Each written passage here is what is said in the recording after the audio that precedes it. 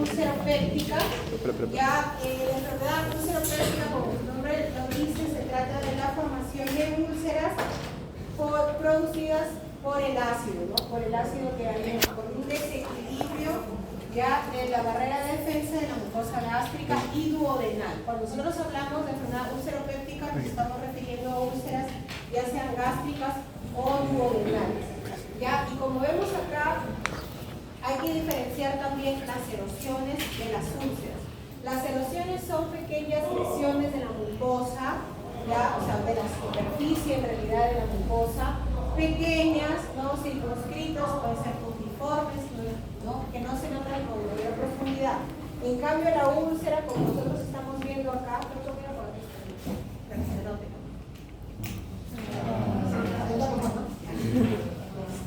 En este caso de acá lo que estamos viendo es una úlcera, miren, es una lesión, ¿no? Circunscrita, excavada, vemos el borde es un poco eritematoso y la superficie es blanquecina, ¿no? Es una fibrina blanquecina.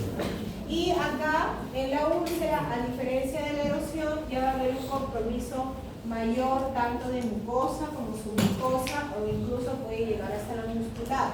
Recuerden que el estómago tiene varias capas, ¿no? Capa mucosa, muscular y serosa. Entonces las úlceras son un poco más profundas a diferencia de las erosiones, ¿no? Que vemos acá casi imperceptibles en realidad. En teoría están a la altura de la flecha, estas se ven acá como puntitos. ¿Ya? Podemos tener en el estómago, como podemos tenerlas también en el intestino, en este caso en el duodeno. ¿Ya? El 95% de las úlceras duodenales son benignas, ¿ya? Las úlceras gástricas sí tienden a ser en mayor porcentaje malignas. Si yo encuentro una úlcera gástrica, lo que probablemente tenga que hacer es tomar biopsia, ¿no? De la mucosa gástrica para descartar la presencia de Helicobacter pylori, que ya vamos a ver que es una de las principales causas de por qué se forman las úlceras, ¿no? Y si es que yo encuentro una úlcera de características endoscópicas irregulares, que la fibrina no está blanca como se ve ahí, sino sucia, negruzca o amarillenta, los bordes congestivos, elevados, irregulares, endoscópicamente yo puedo sospechar que es un cáncer gástrico, ¿no? Un cáncer gástrico también se puede presentar como una úlcera, ¿ya? Y si ese fuese el caso, tendría que tomar biopsias de la úlcera en sí, ¿no? Para ver si efectivamente se trata de un cáncer o no. En el caso de las úlceras pépticas son úlceras benignas, ¿ya? Que se producen ya sea por la bacteria Helicobacter pylori o por el consumo de algunos fármacos, como ya vamos a ver en la siguiente diapositiva, que son gastrolesivos y que pueden dañar la barrera mucosa gástrica y duodenal y generar la formación de estas lesiones, ¿ya? Entonces, como vemos ahí, la barrera de protección de la mucosa gástrica está constituida pues por la barrera de moco bicarbonato, por tener un pH gástrico neutro, ¿no? Y existen algunos factores que influyen en esto, que son las prostaglandinas G2, ¿ya? Esto es importante, ¿por qué? Porque hay algunos fármacos que inhiben la producción de estas prostaglandinas y es por eso que estos fármacos son gastrolesivos, ¿no? ¿Cuál de ellos? Los AINES, compañeros. ¿Cuáles medicamentos ustedes están dentro de los AINES? A ver, que ustedes conozcan.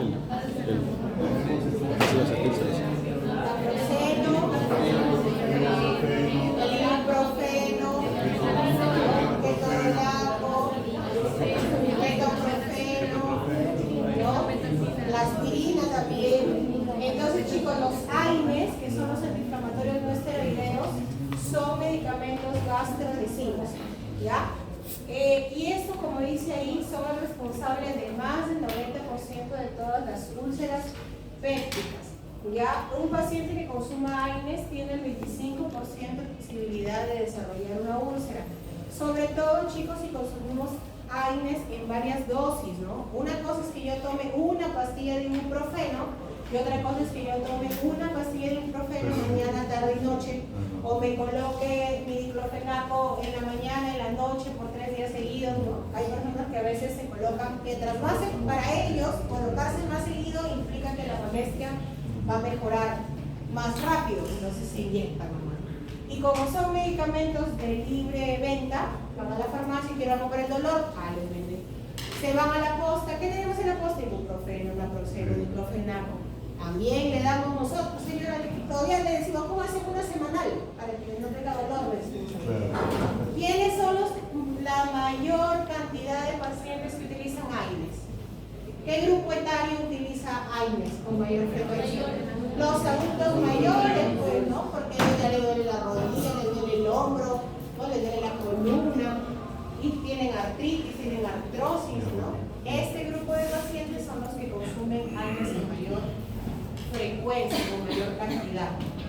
¿Ya? Entonces, los usuarios de AINES, el 25% de ellos pueden desarrollar una enfermedad ulceropéptica. También los usuarios de aspirina, que es el ácido acetilsalicílico, acá entran los pacientes que son cardiópatas, que generalmente toman antiagregantes plaquetarios, como la aspirina. Estos pacientes también pueden desarrollar la formación de úlceras. Los AINES pueden generar presencia de múltiples erosiones en la mucosa gástrica, que esto se llama gastropatía por AINE, o pueden generar una úlcera, como hemos visto en la figura anterior, grande, profunda, ¿no? Única también puede ser, ¿ya? Por los AINES. Los AINES pueden generar gastropatía por AINES, que son las múltiples lesiones, erosiones gástricas o las úlceras.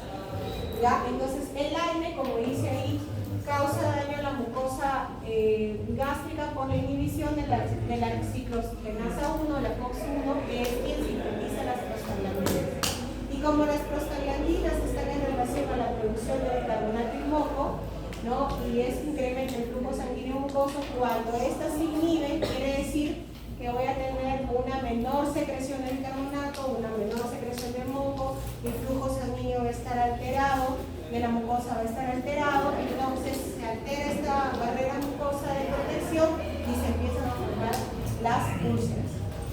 Bien, chicos, entonces siempre que tengamos un paciente con sospecha de úlcera, hay que preguntarle sobre el consumo de fármacos, dentro de ellos los AINES, ¿no? Y mencionarle, porque el paciente, si no es médico, si no es personal de salud, o si no es estudiante de medicina, no sabe pues, que es un AINE, ¿no? Hay que decir, toma ibuprofeno, toma naproxeno, toma algo para el dolor, y el paciente nos dirá qué es lo que es. ¿Ya? Y otra de las etiologías frecuentes es la infección por la bacteria Helicobacter pylori, que asumo deben haber escuchado esta bacteria. Esta es una bacteria gram negativa que suele colonizar a la mucosa gástrica y, como vemos ahí, genera una respuesta inflamatoria sostenida con la alteración de múltiples células que van a generar la lesión de estas células epiteliales y, por lo tanto, lastimar o lesionar la mucosa.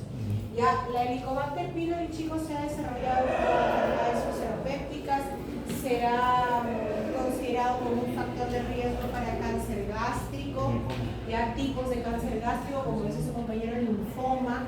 Los cánceres gástricos pueden ser de diferentes tipos, ya adenocarcinoma, linfoma, tumores estromales, etcétera, pero el linfoma está en mayor relación con la presencia de Helicobacter pylori. ¿Ya? Entonces, si yo tengo un paciente con sospecha de enfermedad ulceropéptica, tengo que sí o sí diagnosticarle o realizar un examen para descartar la presencia de Helicobacter pylori. Vamos a ver durante la clase que existen métodos de detección, ya sean invasivos o no invasivos, para detectar Helicobacter pylori. Si no sale Helicobacter pylori, entonces tendremos que darle tratamiento para Helicobacter pylori. Y como es una bacteria, pues el esquema de tratamiento es un esquema antibiótico, ¿no? Por un determinado periodo de tiempo que ya está establecido según las guías, que es por 14 días. Ya, sintomatológicamente, ¿qué va a tener el paciente? O sea, ¿cuál es la clínica que va a tener el paciente para que yo sospeche de que puede estar teniendo una úlcera? ¿No? Porque eso es lo primero que yo tengo que preguntar al paciente, ¿no? Doctora, tengo dolor abdominal. ¿En dónde es el dolor? ¿No? La localización del dolor, si tiene irradiación, el tipo de dolor, ¿verdad? Si es ardor, si es hincada, si es retortijón, si es opresivo. En el caso de las úlceras, el dolor es un dolor tipo ardor, es un dolor urente, ¿no? Es un dolor urente, con sensación de quemazón. A veces el paciente me dice, no, doctora, parece que me hubiese pasado un ají. Si alguno de ustedes no sabe lo que se siente, pásese un poco de ají en la piel para que sientan esa sensación de urencia, de picor. ¿Ya? Para que sepan y no se olviden, ese es el dolor urenio. Dependiendo de la localización de la úlcera, porque para eso, chicos, el estómago tiene partes. ¿Ya? Si alguno de ustedes hoy día ha ingresado a práctica y ha logrado ver de repente una endoscopía, no lo sé, o lo van a ver en el transcurso de estos días, el estómago tiene partes: fondo, cuerpo, ano, ¿no? Y el esfínter, que es el píloro, que permite el ingreso hacia el intestino delgado, que es el duodeno. Entonces, dependiendo de la localización, yo también puedo tener algunos síntomas que me hacen sospechar de dónde puede estar localizada la úlcera. Pero en general, las úlceras gástricas cursan con un dolor abdominal en epigastrio, generalmente es urente, ¿no? O sea, tipo ardor, que mejora con la ingesta de alimentos. Ya cuando la úlcera se encuentra, como dice ahí, en el conducto pilórico, o sea, en el píloro, que eso se ve así como un huequito de endoscopía, cuando esta úlcera para que esta úlcera se sane, lo que ocurre es una retracción del tejido y eso se empieza a cerrar. Y de lo que lo vemos un hueco, la úlcera termina haciéndose lineal, ¿no? El cierre de la úlcera. Entonces, cuando eso sucede, retrae tejido. Si la úlcera se encuentra en el píloro, lo que va a ocurrir al cicatrizar es que se va a cerrar el tamaño o la circunferencia o el diámetro del píloro. Entonces, como les digo, el píloro permite el paso de los alimentos hacia el duodeno. Si eso está cerrado, ¿qué va a tener el paciente? Va a tener síntomas obstructivos altos, ¿ya? Es decir, distensión abdominal, va a tener náuseas, puede tener vómitos, ¿no? Sobre todo postprandiales, o sea, yo tomo agua, vomito, como mi arroz, lo vomito, tomo mi sopa, lo vomito, ¿no? Vómitos postprandiales del contenido gástrico, que generalmente es moco, o también puede haber contenido bilioso, ¿no? Entonces, esas características del vómito nos indican una obstrucción alta, ¿ya? Puede ser una estenosis del píloro secundario a una úlcera. Nos podría dar ese tipo de síntomas. Y con respecto a las úlceras duodenales, como vemos acá, esta es la úlcera, miren, todo esto es el borde de la úlcera y este es la base de la úlcera, la fibrina. Si se dan cuenta, se ve como un hueco, ¿no? Esta es la mucosa y eso se ve más deprimido, que es la base de la úlcera, que es la fibrina. Entonces, las úlceras duodenales también pueden presentarse con un dolor en epigastrio. El dolor es más constante. Generalmente el paciente puede despertarse en las noches por la intensidad del dolor, calma con la ingesta de alimentos, pero luego nuevamente aparece el dolor. ¿Ya? El 95% de las úlceras duodenales, chicos, son benignas. ¿Ya? O sea, no es necesario que nosotros le tomemos muestra acá a la úlcera para ver si eso es una úlcera péptica o es un cáncer del duodeno. ¿Ya? El 95% es benigno y es por el Helicobacter pylori. Entonces, cuando yo encuentro una úlcera duodenal, tengo que tomar muestra de la mucosa gástrica para detectar el Helicobacter pylori, porque es la principal causa de la formación de estas úlceras. ¿Ya? Y bueno, si ya se forma esta lesión con esta fibrina, ¿qué más puede tener el paciente? El paciente puede tener hemorragia digestiva alta, el paciente puede tener melena, ¿no? Que son las heces negras oscuras, como brea, altigranosas también, si lo vemos por ahí en la literatura, así es, las deposiciones melénicas, producto de un sangrado digestivo alto secundario a una úlcera, ¿no? Ya sea duodenal o gástrica. Si la úlcera está ubicada en la unión esófago-gástrica o en la parte alta del esófago, de repente el paciente también puede tener hematemesis, ¿no? O sea, puede venir con vómitos, con sangre, ¿ya? Entonces también puede ser otra manifestación clínica de la enfermedad ulceropéptica, la presencia de melena o hematemesis, ¿ya? Y este disconfort abdominal, tipo dolor o ardor en epigastrio, urente, que les menciono, se denomina dispepsia. ¿Ya? Todo ese conjunto de síntomas que va a tener el paciente se denomina dispepsia. Y esta dispepsia puede ser tipo ardor en el epigastrio, o también podemos tener la sensación siente llenura o de saciedad postprandial, ¿ya? Saciedad precoz o llenura postprandial. ¿Cómo va a venir mi paciente? Lo primero que me va a decir, doctora, yo me levanto con mi abdomen plano, tomo agua, dice, tomo agua y se hincha, como si estuviese embarazada, dice. Luego, durante el día ya estoy mejor, luego almuerzo, igualito, doctora, ¿no? Sensación de balonamiento, de llenura, de saciedad, también forma parte de los síntomas dispépticos. Entonces, cuando yo tengo un paciente con dispepsia, tengo dos caminos. Uno, decirle ya, señor, tómese de repente, no sé, si tienes ardor, un IBP, y no buscarle la causa, sería una dispepsia no investigada, o si no decirle, ¿sabe qué, señor? Antes de dejarle sus medicamentos, vamos a hacerle unos exámenes para saber por qué está teniendo dispepsia. Usted puede tener una úlcera gástrica, usted puede tener una úlcera duodenal, usted puede tener el Helicobacter pylori, ¿no? Entonces le voy a hacer sus exámenes para verificar qué es lo que le está causando a usted estos síntomas, o sea, la dispepsia. Esa es la dispepsia investigada, y la dispepsia investigada puede ser de dos tipos: secundaria, o sea, secundaria a algo que lo genera, en este caso una lesión orgánica, o una úlcera. El paciente puede venir con dispepsia y yo le hago la endoscopía y encuentro una úlcera gástrica. Esa es la causa de la dispepsia del paciente. Entonces, dispepsia secundaria a una úlcera gástrica. Pero ¿qué pasa si yo le hago los estudios, le hago su endoscopía, no encuentro úlceras, no encuentro erosiones, no encuentro cáncer, el estómago está bien, la mucosa, le tomo igual muestra para el Helicobacter, sale negativo, consumió aire, no consumió, toma nada, es una persona que no consumió un fármaco, ¿no? Pero tiene sintomatología dispéptica. En este grupo de pacientes están las dispepsias funcionales. Aquellos pacientes que tienen síntomas dispépticos que no logramos encontrar una lesión orgánica que justifique los síntomas, ¿ya? Y generalmente está relacionado con los trastornos tipo ansioso-depresivos, ya, que pueden acompañar a este grupo de síntomas, y para eso hay unos criterios que son los criterios de Roma 4, que son los criterios de las enfermedades funcionales gastrointestinales. Dentro de ellas tenemos la dispepsia funcional, colon irritable, que también deben haber escuchado, síndrome de intestino irritable, y también pirosis funcional.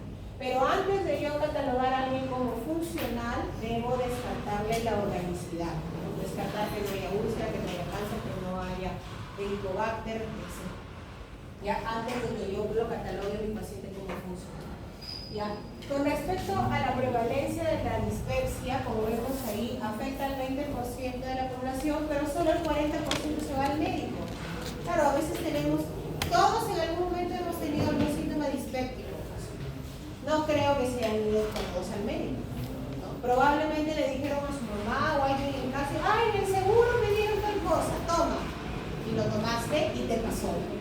Y seguiste normal, sin problemas, ¿no? Entonces, no todos van al médico. ¿Quién irá al médico? El que tiene una dispepsia de repente recurrente, ¿no? Sigue ya un mes, 3 meses con dispepsia. Entonces dice, no, mejor no voy a ver, algo debo de tener. Recién se preocupa por el médico.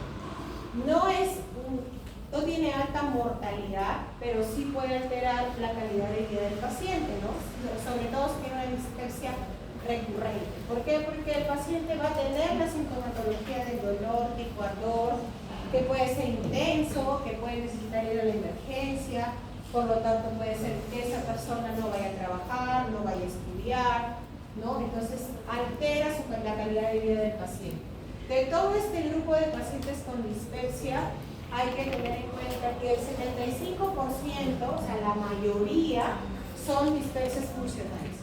Solo el 25% de todo este conjunto del 100% de pacientes que tienen dispepsia, solo el 25% va a ser una causa secundaria a algo, va a ser secundaria a una causa, perdón, la dispepsia, ¿no? Úlcera, cáncer, Helicobacter, etc.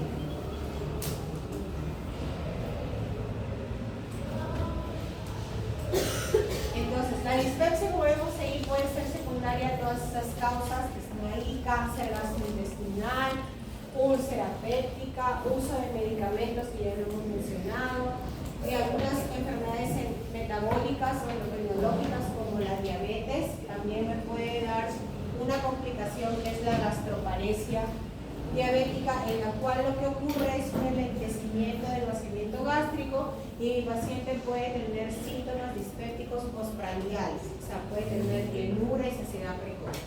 ¿Ya? Sobre todo en pacientes que tienen diabetes suelen tener ese tipo de complicaciones. ¿Ya? La presencia de la bacteria Helicobacter pylori también es una causa de dispepsia secundaria, ¿no? Entonces, para que nosotros hagamos el estudio de la dispepsia, parte del diagnóstico es a través de la endoscopía y también, como les mencionaba, detectar si tenemos la bacteria Helicobacter o no. ¿Ya? ¿En qué pacientes sí o sí tenemos que hacer endoscopía? ¿Ya? En los pacientes que tienen dispepsia existen algunos signos que nosotros le llamamos signos de alarma, ¿ya? O sea, signos de alerta. Si yo encuentro uno de estos signos asociados a dispepsia, sí o sí yo tengo que hacer la endoscopía al paciente, independientemente de la edad.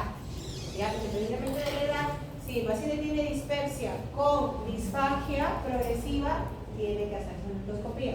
Si el paciente tiene disfagia con vómito persistente, también. Si tiene pérdida de peso involuntaria, o sea, de la nada empieza a perder peso, generalmente del 5 al 10% de su peso basal, nosotros ya lo podemos ver sin causa aparente de pérdida de peso, lo podemos considerar como un síndrome consultivo, ¿no? Entonces, dispepsia más síndrome consultivo es un signo de alarma. Hay que hacer una endoscopía alta para descartar cáncer gástrico, ¿no? Si el paciente tiene melena o hematemesis, dispepsia con melena o hematemesis, también tendría que hacerle una endoscopía alta. Si el paciente tiene anemia ferropénica, ¿no? O sea, ustedes tienen este arema, que es una anemia microcítica y comprótica, ¿no? Por pérdida. Generalmente pérdida gastrointestinal, en el caso de los varones, y si es mujer, hay que descartarle también la pérdida ginecológica, ¿no? Entonces, si yo al examen físico le palpo una masa, le estoy examinando el abdomen y encuentro una masa palpable en el epigastrio o en el mesogastrio, y el paciente tiene síntomas dispépticos asociados, tengo que hacerlo en endoscopia alta. Y si el paciente tiene antecedentes familiares directos, ¿no? Familiares de primer grado, con antecedentes de cáncer gástrico, ¿no? Si yo tengo, mi papá que tuvo cáncer gástrico y yo tengo dispepsia, yo tengo que hacerlo en endoscopia alta, independientemente de mi edad. ¿Ya, chicos? Normalmente todo paciente debería hacerse una endoscopia, tenga o no tenga síntomas, a partir de los 45 años. Pero si yo tengo un joven de 20 años que viene por dispepsia con anemia microcítica hipocrómica, tengo que hacerle endoscopia.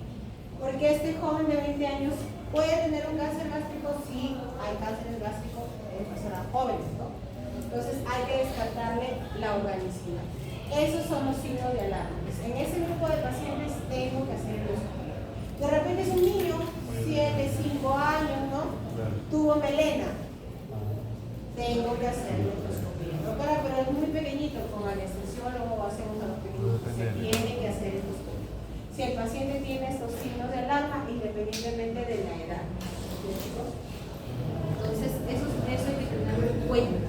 ¿Por qué les digo eso? Porque vamos a ver que hay pacientes que cursan con dispepsia y que yo les puedo dar incluso un tratamiento empírico, o que puedo detectar el Helicobacter pylori sin necesidad de hacer endoscopía, ¿no? Sobre todo en aquellos pacientes que tienen dispepsia sin signos de alarma, ¿no? En los que tienen signos de alarma, necesariamente tengo que hacer la endoscopía primero, ¿ya? Y como vemos ahí, la Helicobacter pylori hay que detectarla para valorar si realmente es la causa de dispepsia. Hay cepas de Helicobacter pylori. Esta cepa que está acá es la cepa que está relacionada con que la Helicobacter pylori genere mayor inflamación, puede generar mayores lesiones precancerosas que van desde atrofia, metaplasia, displasia de bajo grado, de alto grado y cáncer gástrico. Entonces, esta cepa de Helicobacter pylori que está acá es la que está relacionada con el cáncer gástrico. Ya, lamentablemente en nuestro medio no tenemos ni cultivo de Helicobacter ni tampoco tenemos las pruebas para detectar qué cepa es. Nosotros damos un tratamiento empírico para lo que le funciona a la mayoría de pacientes, ¿no? Es como si yo tengo una ITU, yo sé que es por E. coli, le doy a todos para E. coli, ¿no? Debe haber un grupo que no responda, le hago antibiograma, resulta resistente. Eso sería lo ideal acá, tener un cultivo para ver a qué medicamentos le voy a dar al paciente, pero como no lo tenemos, vamos a ver acá que hay esquemas que ya están establecidos, ¿ya? Entonces, para detectar Helicobacter pylori tenemos dos grupos de métodos, invasivos y no invasivos. Dentro de los invasivos están todos aquellos métodos en los cuales yo voy a hacer una endoscopía alta, ¿ya? Entonces, el método invasivo diagnóstico para Helicobacter pylori es endoscopía alta con toma de biopsia, ¿ya? O sea, yo necesariamente tengo que tomar biopsia de la mucosa gástrica y esta muestra mandarla al patólogo para que el patólogo vea por el microscopio y me diga, sí, yo veo Helicobacter, ¿ya? Entonces, esa endoscopía alta con biopsia, como vemos acá, tiene una sensibilidad del 85 al 90% y una especificidad del 100% para detectar Helicobacter. Ya, en esa endoscopía normalmente tomamos 5 muestras de biopsia de la mucosa gástrica y aparte de detectar Helicobacter, vamos a detectar la gastritis, si hay gastritis, el grado de gastritis, o sea, si es leve, moderada, severa. Vamos a detectar también si hay lesiones precancerosas en la muestra que nosotros hemos tomado. Por ejemplo, atrofia, metaplasia, displasia, ¿no? Que a simple vista, cuando hacemos la endoscopía no podemos ver la lesión, pero microscópicamente cuando tomamos la muestra el patólogo sí lo ve. Entonces la endoscopía alta con biopsia convencional me permite no solo diagnosticar Helicobacter, sino también grado de gastritis y lesiones precancerosas en la muestra. Ya el cultivo sería el método más específico porque yo pondría en un medio de cultivo y aparecería ahí a qué antibióticos es sensible o no, ¿no? El test de ureasa rápida. El test de ureasa rápida, chicos, es un examen a través del cual también se hace con endoscopía. Hago una endoscopía y en lugar de tomar 5 muestras de la mucosa gástrica, voy a tomar una sola muestra. Y esa muestra la voy a colocar en un dispositivo que tiene el reactivo y este va a cambiar de color a medio naranja, amarillo naranja, si es que el paciente tiene Helicobacter o no. Entonces el test de ureasa rápida solo me va a decir si tengo Helicobacter o no tengo Helicobacter.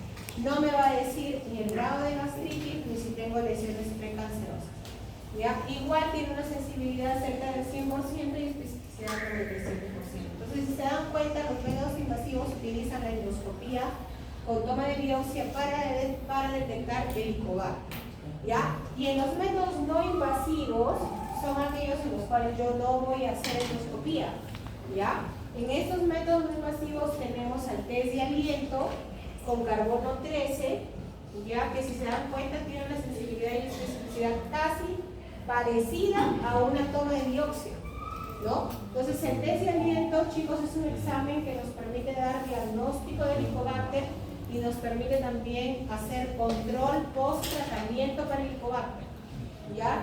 Y el test de aliento, como su nombre lo dice, consiste en soplar una bolsita como si infláramos un globo, luego tomamos el reactivo, puede ser en líquido, en algunos casos también en cápsula, ¿ya? Y luego media hora después soplamos otra bolsita, ¿ya? Eso es todo, se mete en un dispositivo especial y arroja si tenemos Helicobacter o no, ¿ya? Si se dan cuenta acá, el paciente está despierto, no se le seda, no se le introduce nada, no simplemente va a soplar.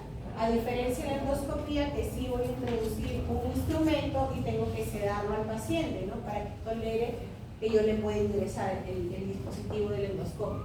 Entonces, el test de aliento con carbono 13 es el examen de diagnóstico de elección dentro de los métodos no invasivos. Ya también tenemos las pruebas serológicas. ¿Cuáles son las pruebas serológicas? Las pruebas de sangre para Helicobacter pylori. Ya, en las pruebas de sangre para Helicobacter pylori, lo que nos van a dosar son las inmunoglobulinas que es la IgG y la IgM, o sea, los anticuerpos, ¿no? La IgG nos indicará infección pasada y la IgM nos indicará infección reciente, ¿no? Y si se dan cuenta, tiene una sensibilidad y especificidad mucho menor, ¿no? Lo ideal entonces dentro de los métodos no invasivos sería hacerle test de aliento. Ahora, ¿cuál es la desventaja que podemos tener o que nosotros vemos? Yo como gastroenteróloga veo que sucede. El test de aliento es más caro, ¿ya? Por ejemplo, cuesta 300 soles, por ejemplo. ¿Y cuánto cuesta la prueba serológica para el Helicobacter pylori? 20 soles. Entonces el paciente dice, pero si igual me va a detectar el Helicobacter, mejor me hago mi prueba, ¿no? Está 20 soles. Pero si se dan cuenta, la especificidad es mucho menor, ¿ya? Y tampoco sirve para control post-tratamiento. O sea, si mi paciente ya tomó tratamiento para el Helicobacter pylori y yo quiero ver si lo eliminó, ya estas pruebas serológicas no tienen validez. ¿Ya? Entonces creo que esa, la principal desventaja es que es más costoso, ¿no? Y pues los pacientes a veces no tienen dinero para hacer su examen de 300 soles, ¿no? Entonces se hace otro examen mucho más económico, pero no saben en realidad de que pueden estar teniendo un resultado falso positivo, de que no sirve como control post-tratamiento. Entonces lo ideal es hacernos desde aliento, ¿ya? Y otro examen que tenemos es el examen de heces para el Helicobacter pylori, que tiene mucho menor sensibilidad que los dos. Al menos en nuestro medio no conozco hasta ahorita ningún laboratorio que haga test de heces para HPV. Lo que sí hay es test de aliento y las pruebas serológicas, ¿no? Entonces, una vez que nosotros hemos detectado el Helicobacter pylori, ya sea por métodos invasivos o no invasivos, lo que nosotros tenemos que darle es tratamiento al paciente. Ese tratamiento para el Helicobacter pylori se llama tratamiento erradicador de la infección por Helicobacter pylori, que consta, como yo les decía, de antibióticos, es una bacteria, ¿no? Es una bacteria. Todos los esquemas duran 14 días, como estamos viendo acá. ¿Ya? Y tenemos que tener en cuenta si el paciente es alérgico a la penicilina o no. ¿Ya? Si el paciente no es alérgico a la penicilina, vamos a tener esquemas o líneas de tratamiento. La primera línea de tratamiento es la terapia triple clásica. ¿Ya? ¿Qué consta? Todos los tratamientos para el Helicobacter, chicos, constan de un IVP. ¿Ya? ¿Cuál es el IVP? Es el inhibidor del bombo de protones. El más común utilizado es el omeprazol. Es de su presentación, omeprazol. ¿Ya? Y tiene dos antibióticos, la claritromicina y la amoxicilina. ¿Ya? Siempre les digo a los chicos, para que se acuerden, OCA. ¿Ya? Tratamiento erradicador de primera línea, terapia triple clásica es OCA. Omeprazol, claritro y amoxicilina. ¿Ya? El omeprazol viene en cápsulas de 20 miligramos, damos 30 minutos antes del desayuno, 30 minutos antes de la cena. La claritromicina, que es el antibiótico de 500 miligramos, damos cada 12 horas. Y la amoxicilina de 1 gramo, damos cada 12 horas. Todo eso se toma por 14 días. Ya, la amoxicilina, chicos, normalmente viene de 500 miligramos, pero también hay una presentación que es la amoxidal dúo, que viene de 1 gramo. Entonces, si es de 1 gramo la pastilla que va a tomar el paciente, sería 1 de la mañana, 1 de la noche. Y si es de 500 miligramos, tendría que ser 12 en la mañana y 12 en la noche, pues para que complete el gramo que necesito darle. ¿Ya? Entonces, primera línea.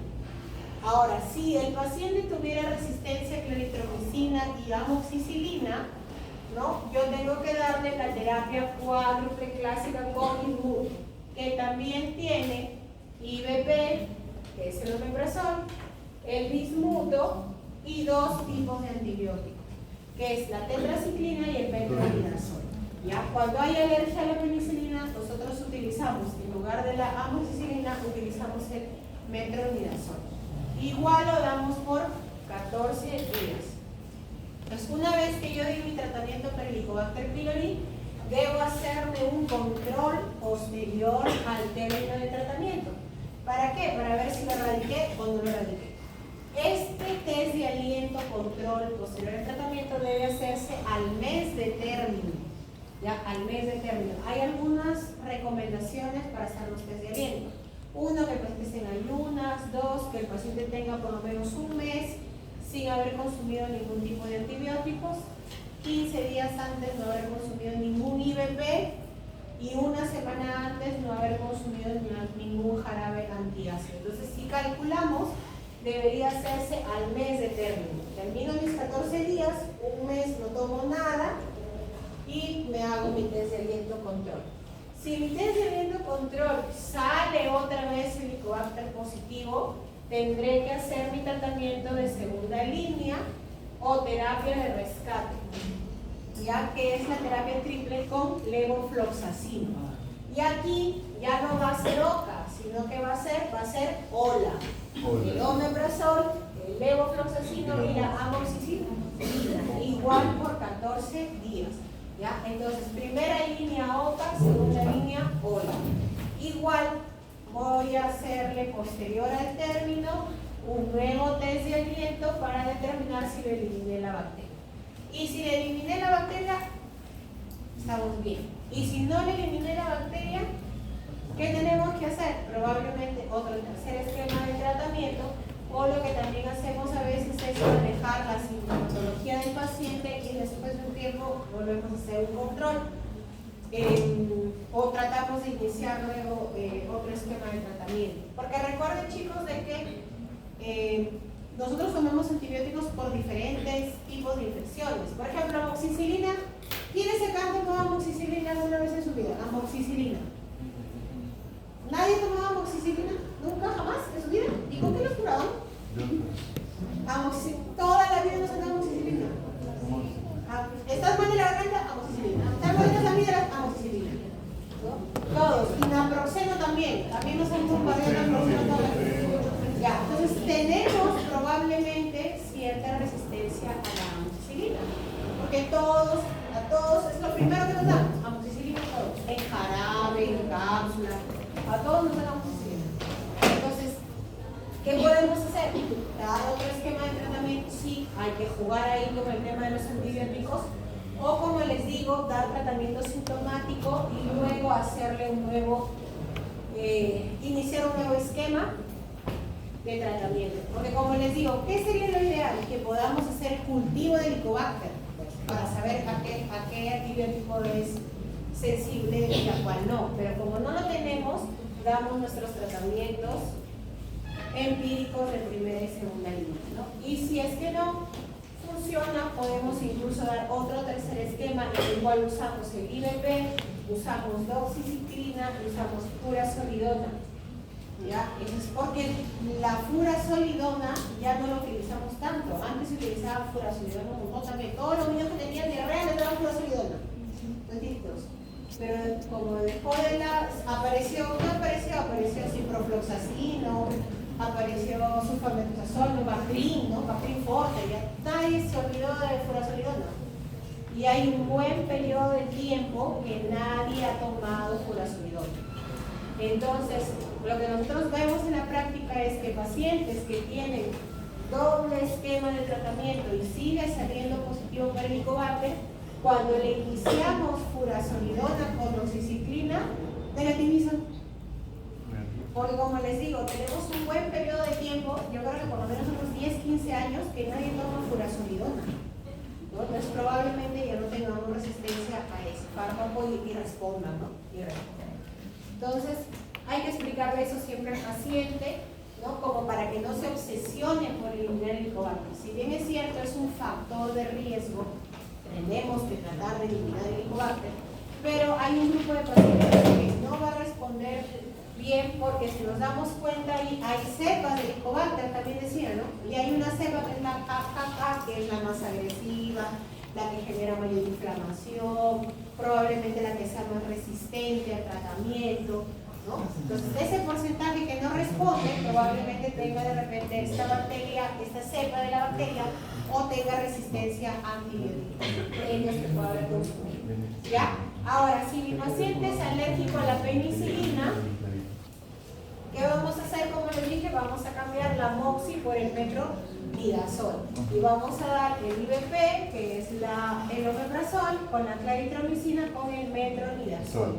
¿No? Como es alérgico a la penicilina, no le puedo dar amoxicilina, entonces le cambio por el metronidazol igual por 14 días.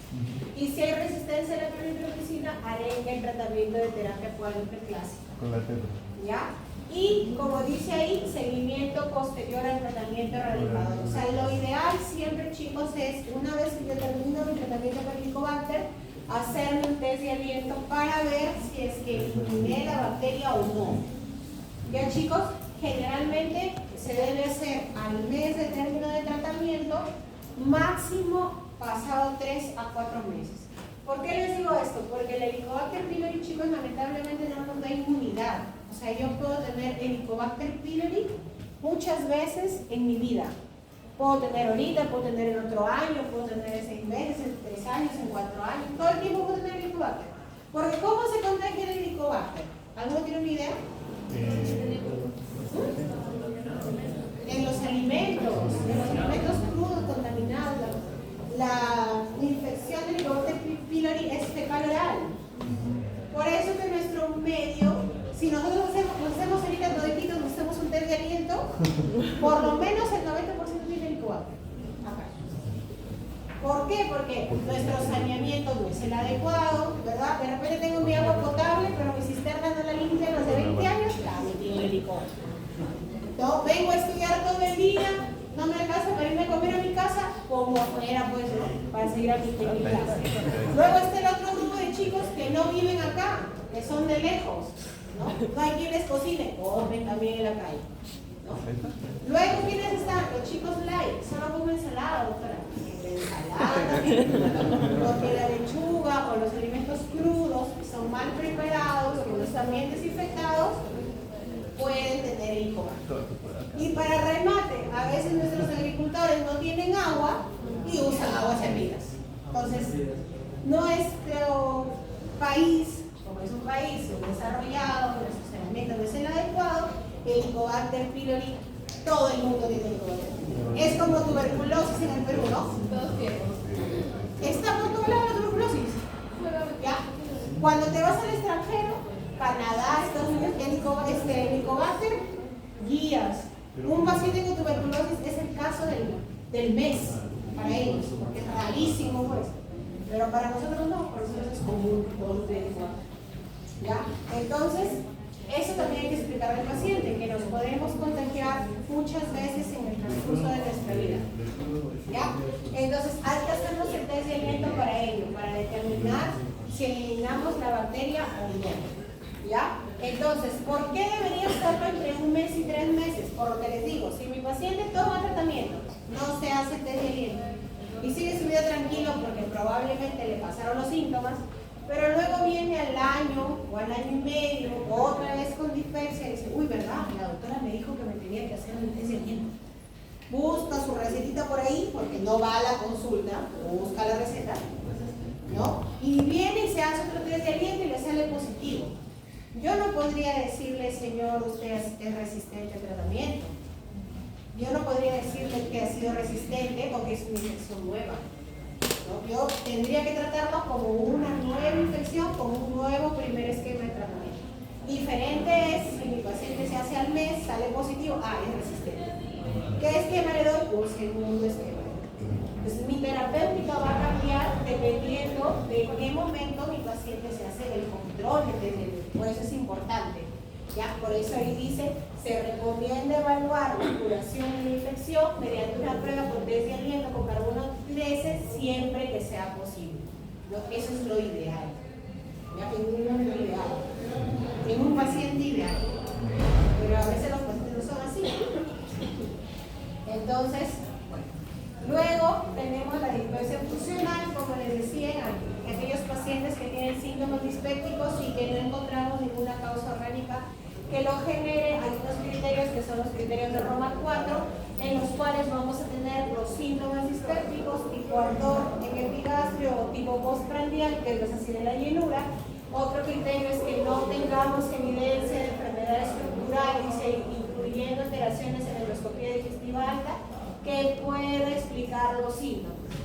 debe cumplir criterios. El paciente con dispepsia funcional debe tener los síntomas más ninguna evidencia de enfermedad estructural. Y estos síntomas deben estar presentes por lo menos 6 meses antes del diagnóstico y con mayor frecuencia en los 3 últimos meses. ¿Ya? La dispepsia funcional puede ser postprandial, como les digo, o el otro grupo que es el tipo ardor. Y aquí lo que va a diferenciar es la presentación de los síntomas. En la dispepsia funcional por síndrome de malestar postprandial, los síntomas se deben presentar al menos 3 veces por semana. ¿Ya? Y en el de tipo ardor es 1 vez por semana. ¿Ya? Y hay que diferenciar, chicos, el dolor también en epigastrio, que es el otro grupo de las dispepsias funcionales, del dolor biliar. ¿Ya? El dolor biliar, el que se produce por las enfermedades de la vesícula biliar o de la vía biliar, también puede ser en epigastrio. ¿Ya? También puede ser en epigastrio, en el hipocondrio derecho, y puede irradiarse hacia la parte posterior. Y generalmente ocurre posterior a la ingesta de alimentos grasos, ¿no? Y el dolor es un dolor tipo opresivo, ¿ya? Opresivo, como si le estuvieran tirando un puñete, así, un puñete algo sostenido. Diferente es un dolor opresivo que un dolor tipo ardor.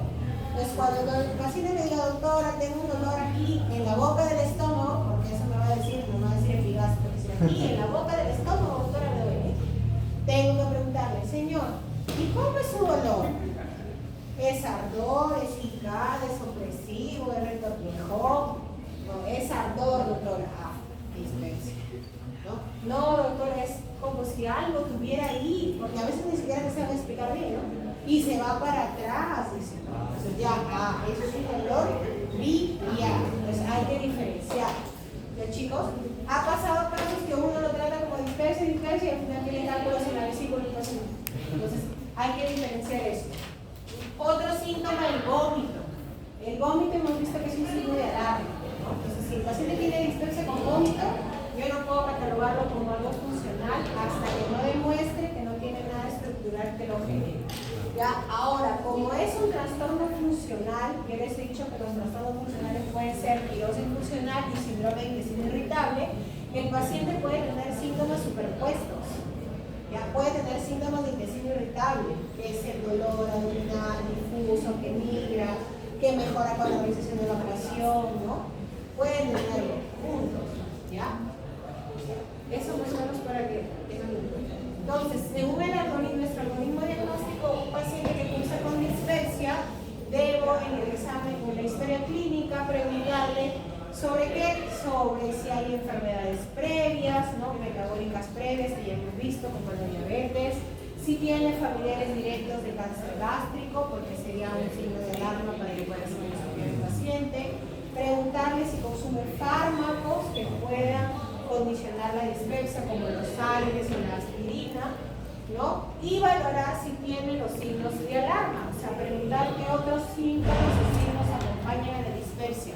Pérdida de peso, vinos vómitos, postprandiales, masa palpable, qué sé yo. Todos esos signos de alarma que hemos mencionado. Si los tiene, yo debo hacerle una endoscopía alta al paciente para descartar si es una úlcera, si es un cáncer, si es helicobacter, ¿no? Como biopsia, si solo detecto helicobacter, tengo que darle tratamiento erradicador. Y si encuentro la lesión que genere la dispepsia, el tratamiento va a ir dirigido a la causa. Si es una enfermedad, si es una úlcera, tengo que darle tratamiento para la úlcera, que es el IVP-2, por lo menos un mes. Si es un cáncer gástrico, tendré que solucionar mi cáncer gástrico, ¿no? Probablemente operarle pues el estómago, ¿no? Y sacar la tumoración. Si es que está en estadio de curación. Y si es que no, probablemente tenga que ir a quimioterapia o y si yo no encuentro ninguna normalidad estructural, no encuentro helicobacter, no encuentro nada que justifique la dispepsia, ya la nombraré como dispepsia funcional. Y la dispepsia funcional puede ser tipo saciedad, tipo dolor o puede tener mixtas. ¿Ya? ¿Eso para qué es importante? Para el tratamiento. Si mi paciente tiene una dispepsia tipo ardor, ¿ustedes qué tratamiento le darían? Tipo ardor, doctora, me arde mi estómago.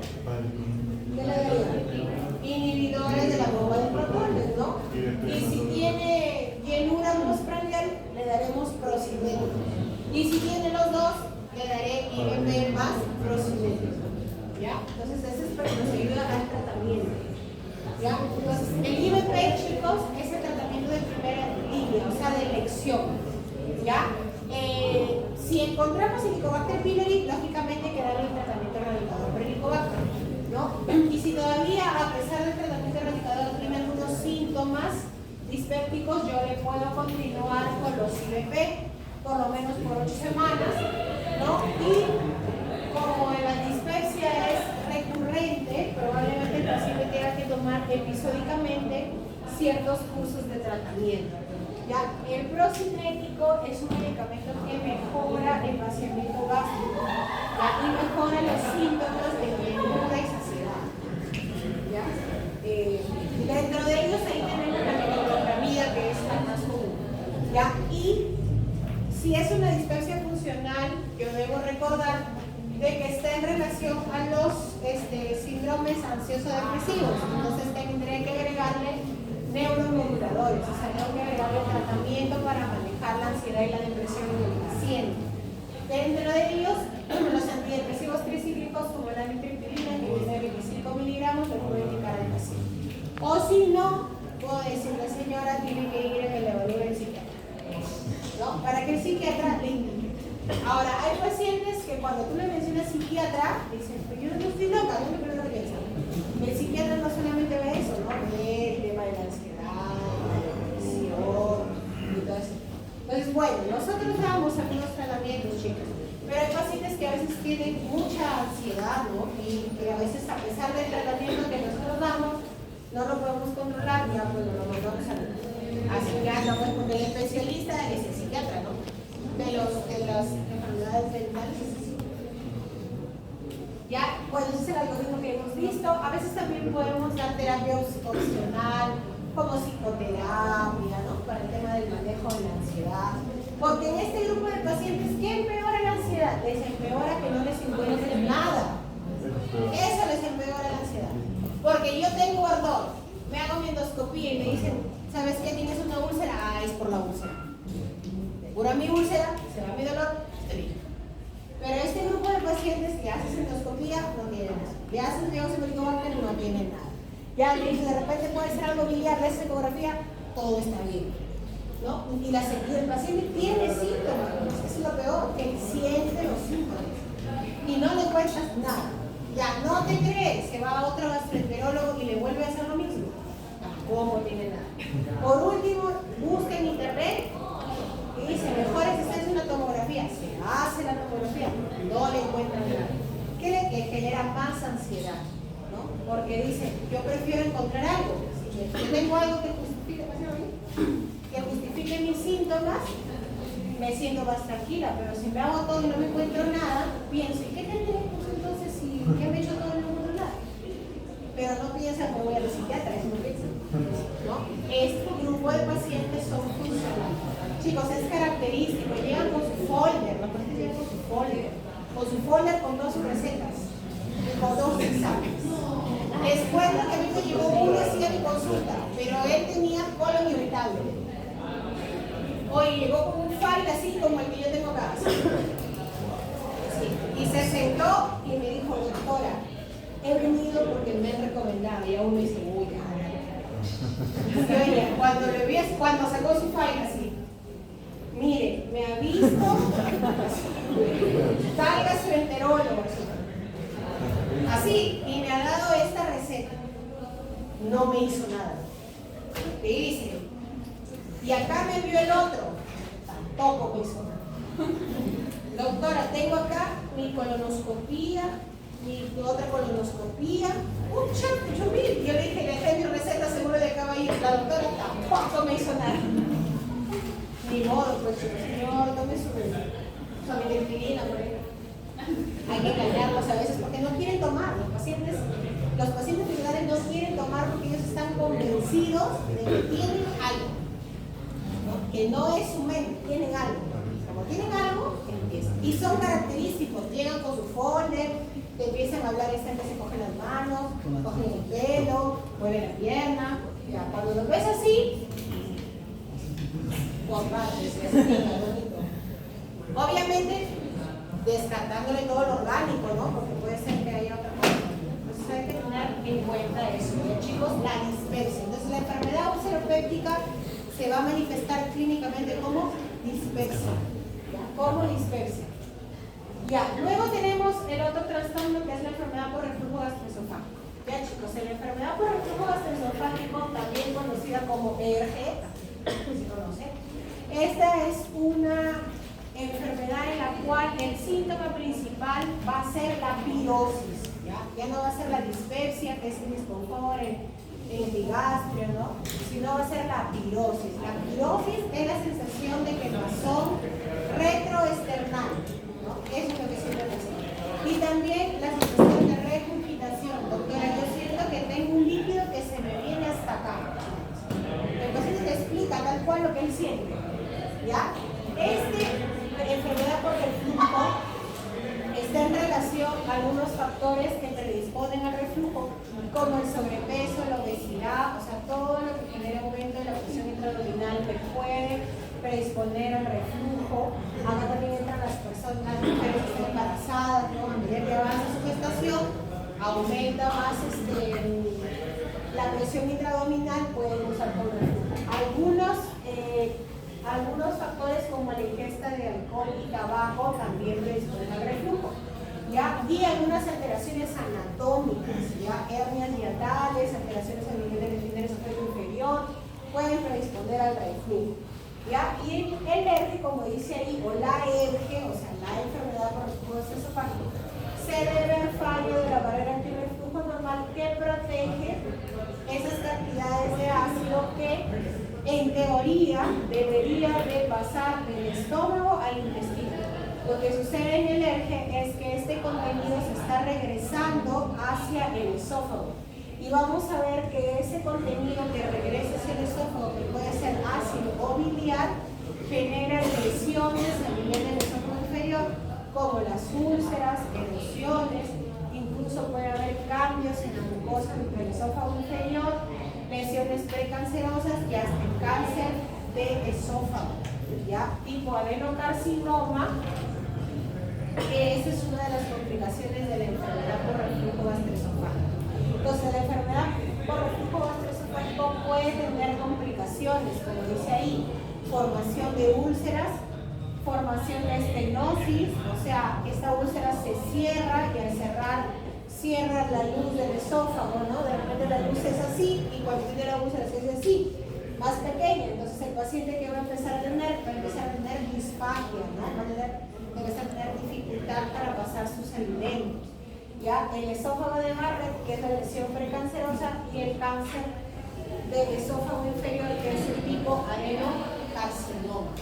Ya, chicos, entonces como vemos ahí va a estar en relación a un desequilibrio de los factores defensivos que protegen al esófago.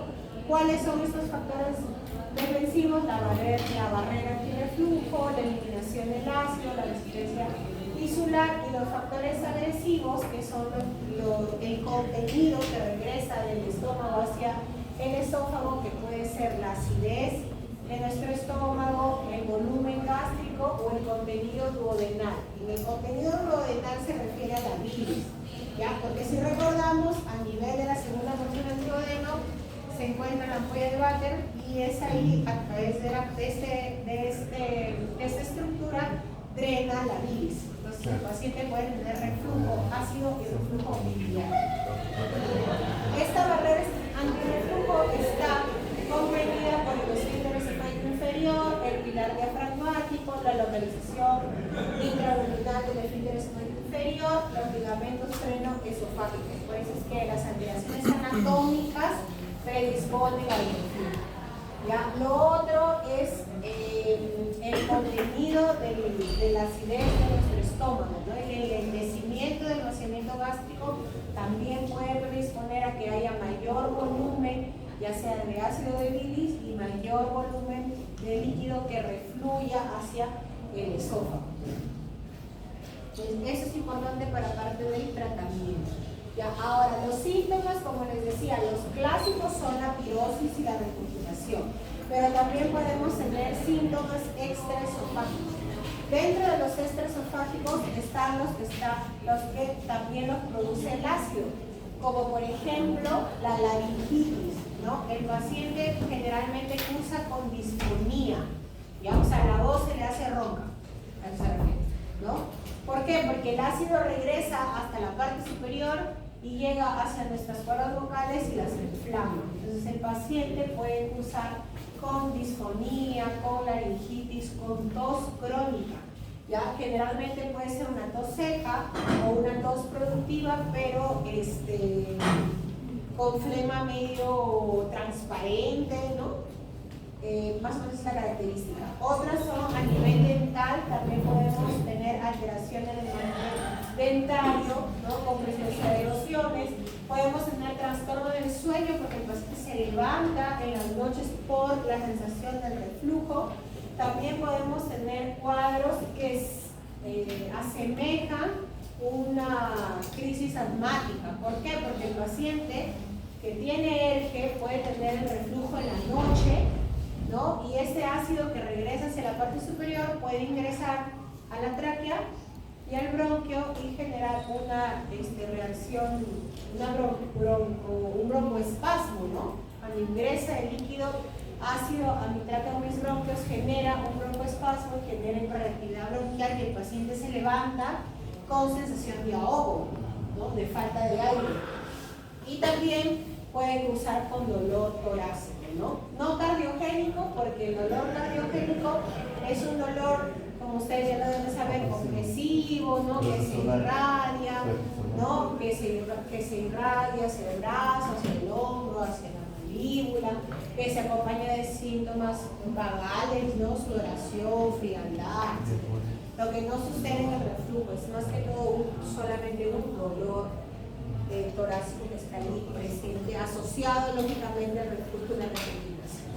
¿Ya? Entonces existen diagnósticos diferenciales cuando nosotros tenemos un paciente con enfermedad por reflujo, que debemos sospecharlos sobre todo si no responden al tratamiento. ¿Ya? Cuando yo tengo síntomas de ERGE, como los que hemos mencionado, yo puedo iniciar el tratamiento, ¿no? Y si el paciente, ¿qué debería suceder si realmente es ERGE? Si realmente es ERGE, el paciente debería mejorar sus síntomas en un 50% en la segunda semana de tratamiento. ¿Ya? Pero ¿qué pasa si ya van 4 semanas y el paciente sigue con los mismos síntomas o hasta peor? Entonces puede ser que tenga otra enfermedad que son los diagnósticos diferenciales. Dentro de ellos la acalasia, que es un trastorno motor, ¿ya? De la motilidad del esfínter esqueleto inferior. Ya, chicos, lo normal es cuando uno ingiere nuestros alimentos, ¿no? El bolo alimenticio pasa por todo el esófago, llega al esfínter, se abre, pasa al estómago y el esfínter se cierra. Eso es lo que debería ocurrir. Pero ¿qué pasa en la acalasia? En la acalasia hay una dificultad para la relajación del esfínter ante la llegada del bolo alimenticio. Entonces ese esfínter no se abre y la comida nunca llega a pasar hacia el estómago. Y el paciente que puede tener regurgitación, pero es porque la comida no pasa, entonces lo regresa, ¿no? Y puede confundirnos con síntomas de ERGE. ¿Ya? La presencia del divertículo de Sanger. El divertículo de Sanger, chicos, el divertículo es como una herniación, es una herniación, es una bolsita, ¿ya? Que se forma en la parte superior del esófago, a nivel del esfínter esofágico superior. Entonces el paciente tiene su esófago y tiene una bolsita ahí al costado. Entonces cuando el paciente come, la comida se va por el esófago y otro poco de comida se queda en la bolsita, ¿no? Y como está en la parte superior, luego este contenido de la bolsita sale hacia la boca nuevamente. Y el paciente también puede sentir que está teniendo regurgitación, ¿no? Otra característica del divertículo de Sanger es la halitosis, ¿ya? O sea, el mal aliento. ¿Ya? Porque recuerden, la comida cuando se queda almacenada ahí, ¿qué pasa con la comida?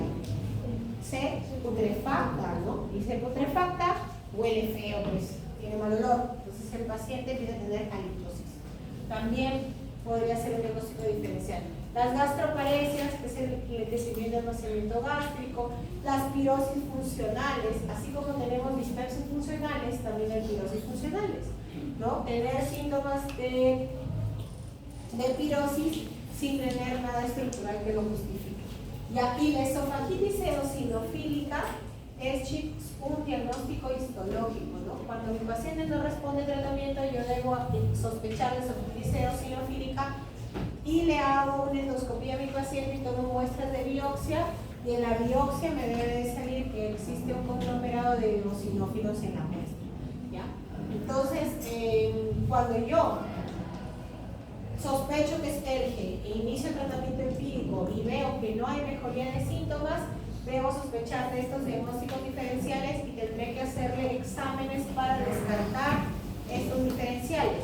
Si es acalasia, si mi sospecha es acalasia, que yo sé que es un trastorno motor esofágico, tendré que solicitar una manometría esofágica, ¿no? Si yo sospecho que puede ser esofagitis eosinofílica, tendré que hacer una endoscopía con toma de biopsia.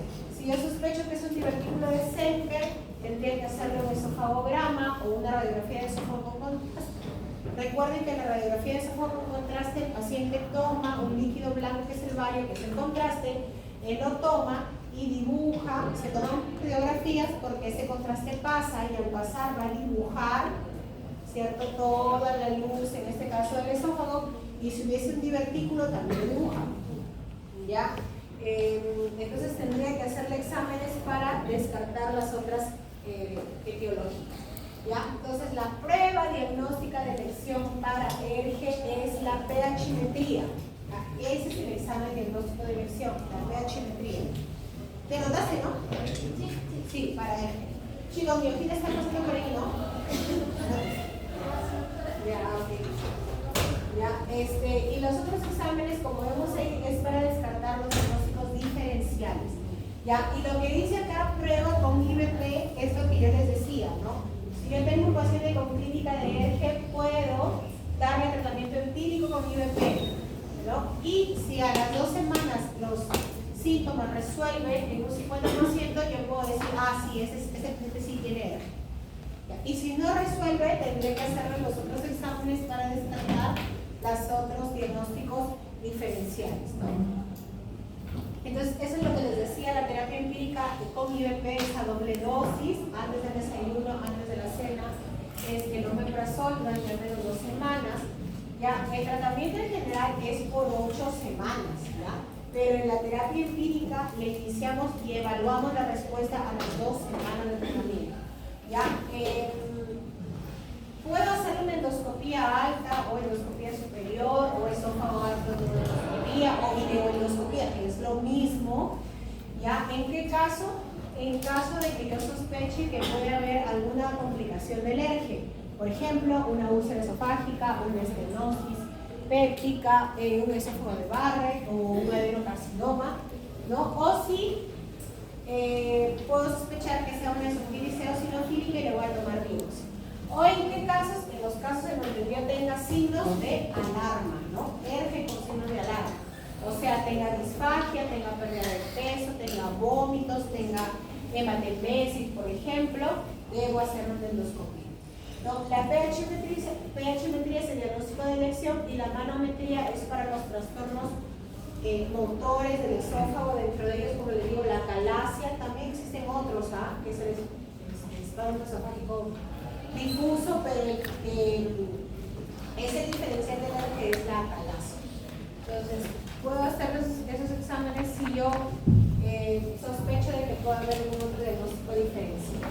Ahora, ¿por qué la endoscopía no es el diagnóstico de elección? Porque no hay una relación, chicos, entre la clínica del paciente y el hallazgo en la endoscopía. O sea, yo puedo tener un paciente que tiene mucha pirosis, mucha regurgitación, y cuando yo hago una endoscopía no encuentro ninguna erosión, ninguna úlcera, ninguna estenosis, y no exceptúa el diagnóstico. O sea, eso, si yo no encuentro ninguna alteración en la endoscopía, no puedo decir que el paciente no tenga ERGE. Probablemente el paciente tiene un ERGE no erosivo, ¿ya? Tiene un ERGE no erosivo. Si yo tengo síntomas de ERGE, le hago la endoscopía y encuentro erosiones o úlceras, será un ERGE erosivo, porque tiene afectaciones en la endoscopía. Miren, acá según esta lámina vemos que el 70% de los pacientes con ERGE cursan con un ERGE no erosivo, por lo tanto tienen un examen endoscópico normal. ¿Ya? Entonces, el hecho de tener o no tener erosiones o úlceras en la endoscopía no nos exceptúa el diagnóstico de ERGE. ¿Ya? Y este ERGE no erosivo generalmente se da en mujeres jóvenes, delgadas, que no tienen alteraciones anatómicas como las hernias del hielo. Y la enfermedad erosiva, o sea, el ERGE erosivo, es más común en varones con sobrepeso, obesidad, que tienen hernia del hiato, ¿no? Y son en el grupo etario mayores, ¿no? Estas son algunas gráficas o dibujos en donde vemos las complicaciones del ERGE. Lo que les decía, ¿no? Esofagititis o la formación de úlceras, que vemos acá estas úlceras lineales, ¿no? En la unión esófago-gástrica. Cuando estas úlceras cierran, si se dan cuenta, disminuye la luz del esófago, o sea, se hace más puntiforme, ¿verdad? Entonces, ¿qué va a tener el paciente? Va a tener disfagia, ¿no? ¿Qué me va a decir, doctora? No puedo pasar mis alimentos, ¿no? O doctora, yo hace 3 meses comía mi pan, mi chicharrón, mi pollo, y ya hace un mes solamente sopas, y hace una semana solamente licuados, doctora. Ya no puedo comer mi pan, mi arroz, porque siento que se queda ahí atorado. Claro, pues ¿cómo no se va a quedar atorado si la luz, que debe ser así, ahora está así? No pasa la comida. Entonces, la disfagia, un paciente con ERGE más disfagia, nos tiene que hacer pensar que este paciente puede estar teniendo una complicación del ERGE, que es la estenosis, ¿ya? Estenosis péptica. ¿Por qué péptica? Porque es por el ácido. Entonces, péptica. Esta es una estenosis benigna, ¿ya? Benigna. ¿Por qué les digo así? Porque el adenocarcinoma, que es lo que estamos viendo aquí, también me puede generar una estenosis. Si se dan cuenta, también hay una estenosis, ¿no? El tumor, ¿cómo está? Cogiendo casi más del 50, casi el 70% de la luz del esófago es el tumor. Tiene una estenosis también, pero una estenosis maligna. ¿Por qué es maligna? Porque es por el tumor. Y el adenocarcinoma es una complicación del ERGE.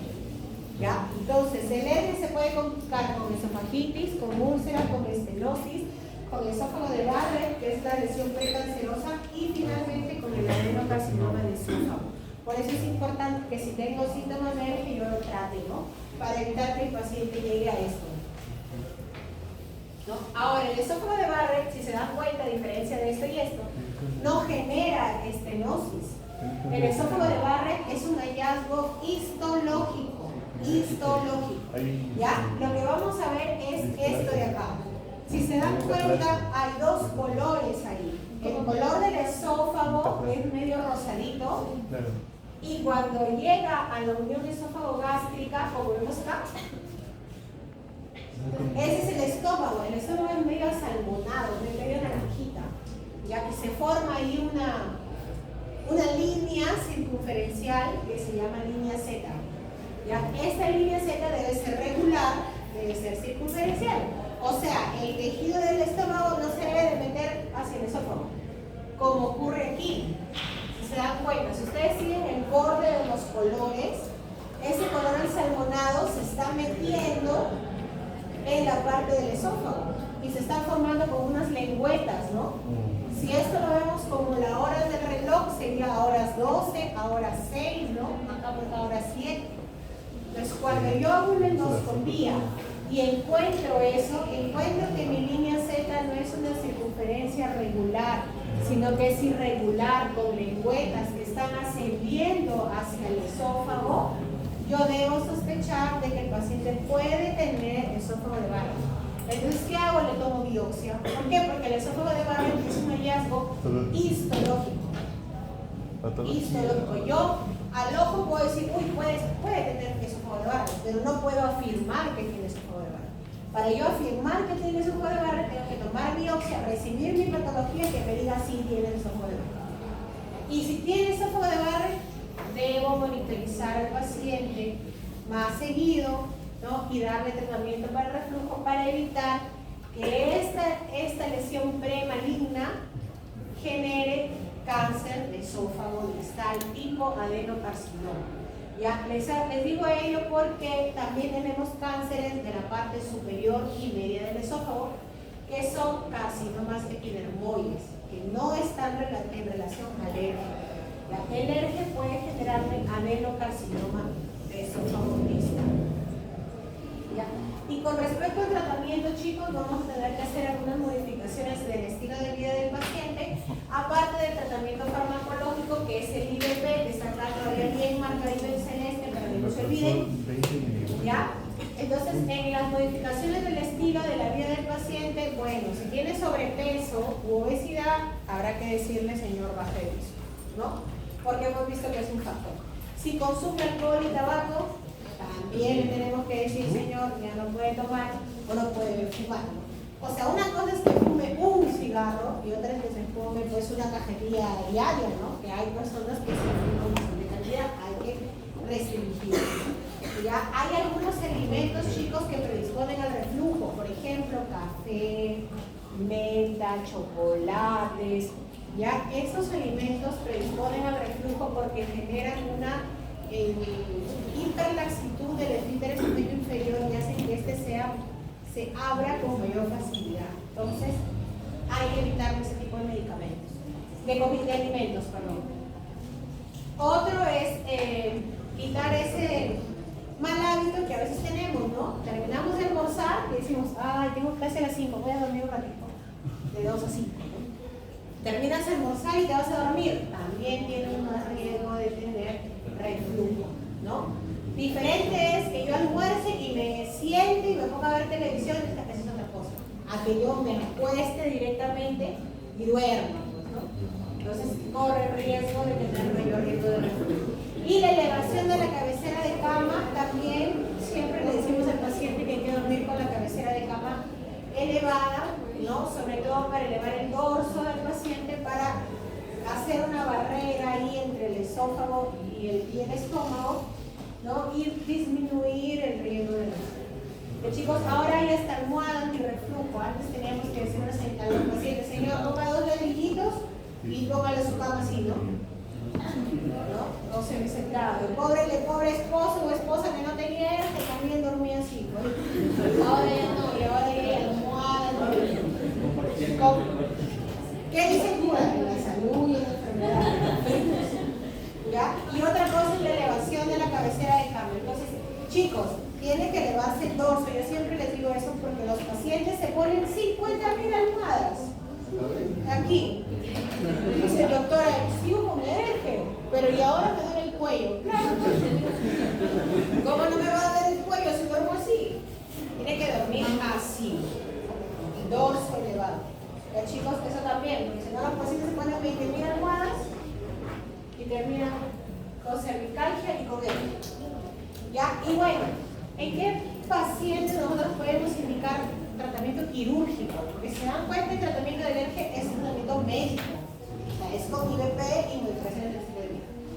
¿En quiénes podemos indicar tratamiento quirúrgico? En pacientes que tienen alteraciones anatómicas como las hernias diatales. ¿Ya? Sobre todo las hernias diatales que son grandes y que generan que parte del estómago ingrese hacia el tórax, ¿no? Que son estas de acá, las hernias diatales paraesofágicas, ¿no? Deben ir a cirugía. Pacientes que tengan ERGE y que como manifestaciones esofágica tengan neumonitis a repetición, también. Pacientes que tengan estenosis péptica por ERGE que no sea dilatable. ¿Qué significa eso? Cuando tenemos una estenosis péptica, chicos, el tratamiento ya no va a ser IVP. ¿Por qué? Porque si se dan cuenta, eso ya es fibrososis, estenosoria, y yo les digo, no, pero eso no se va a resolver. La forma de resolverlo sería rompiendo esa fibrosis que se formó por la retracción de la úlcera, ¿no? Y eso, ¿cómo sería? Nosotros a través de la endoscopía podemos hacer un tratamiento que se llama dilatación del esófago. Se introducen unos dispositivos para romper esa fibra.